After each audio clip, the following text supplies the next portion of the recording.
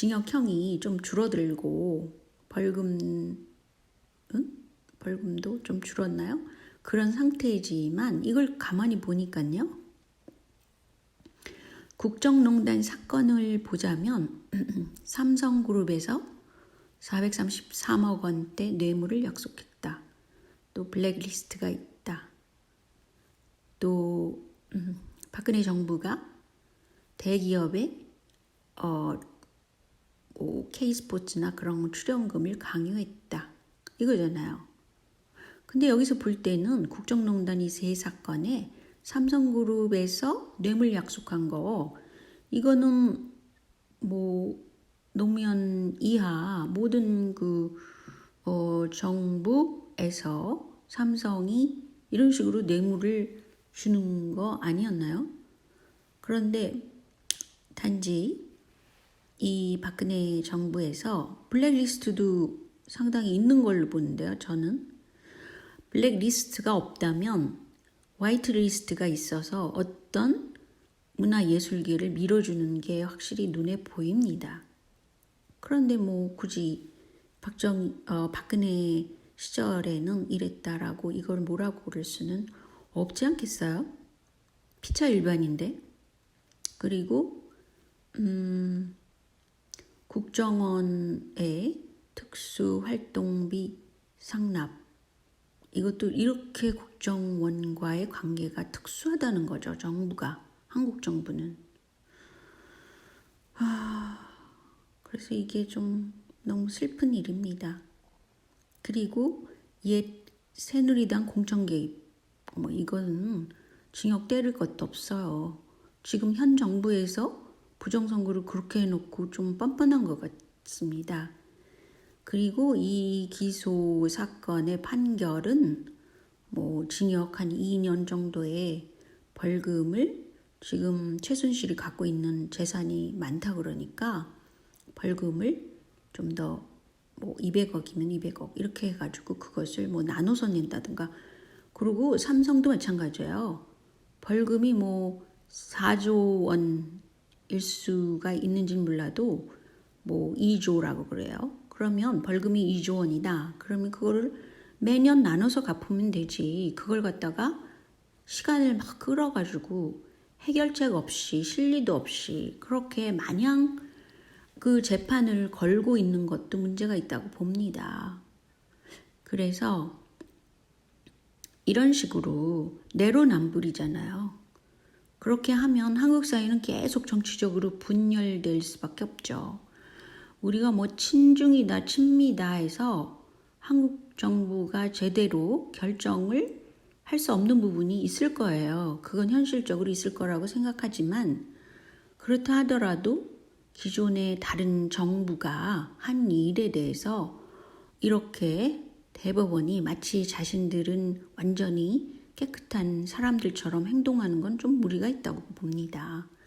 그래서 현실적으로 한국은 정치적인 갈등도 줄이고 그리고 정책적으로도 어떻게 보완을 해가면서 해야 된다고 생각해요. 그래야지 이렇게 갈등 많은 사회를 일부러 만들 필요는 없죠. 그렇지 않겠어요?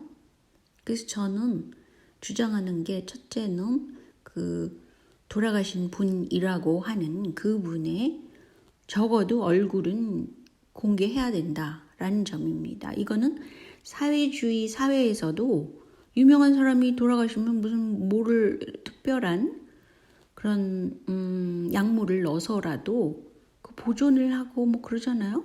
보존은 못할 망정 그래도 며칠은 오픈을 시켜야죠. 그래서 여러 가지 지금 의혹과 이 돌아가신 분의 명예가 중요하다고 생각해요. 글쎄요. 저는 그 명예라는 것은 자기가 살아온 그 과정 속에서 스스로 얻는 명예라고 그래야 되나? 자존심.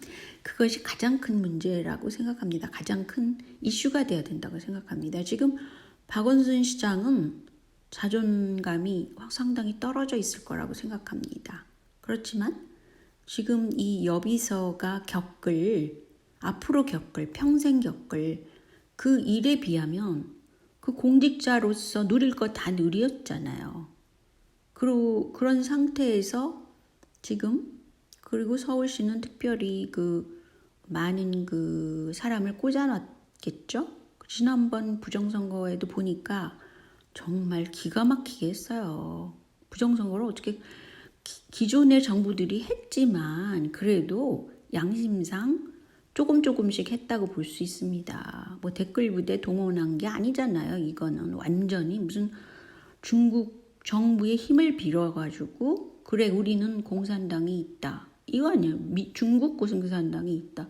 아니 어떻게 그런 식으로 막무가내 식으로 선거를 치를 수가 있습니까? 그래서 이거는 도저히 용납 못할 그런 불신의 시대를 만든 그런 것이 문재인 정부라고 생각합니다. 그리고 더민주당이고요. 때문에 이건 상식을 빨리 찾을수록 좋고 한국에 있는 그 분열, 정치적인 분열을 좀 줄이고 물론 앞으로 대선 그런 데서 박근혜의 힘이 엄청나기 때문에 그걸 두려워할 수는 있을 거예요. 그렇지만 그래도 그 분열의 힘을 어느 정도는 줄여갈 수 있는 그런 과정이 지금 필요할 때죠. 내로남불이라고 이런 식으로 하면 안 되지 않겠어요? 그리고 특히 저는 이 여성이 미혼인데 그 겪었을 어마무시한 그 고통, 그것에 굉장히 동조합니다. 저는 뭐 이미 중년을 지난 그런 나이이기 때문에 글쎄요. 전혀 정신적인 피해가 없을 거라고 생각할 수도 있죠.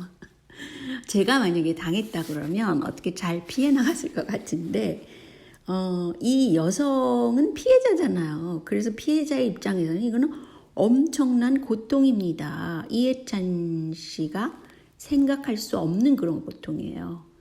그러니까 타인을 이해하고 그 감성을 같이 공감할 수 있는 능력, 그것을 기르자는 게 더민주당의 이슈 아니었어요? 그래서 이 부분은, 그리고 솔직히 채널 A에 대해서도 상당히 제가 문득 찾아낸 건데요. 채널 A가 이상하게 피라미드 모습을 하고 있더라고요. A자가 그래요.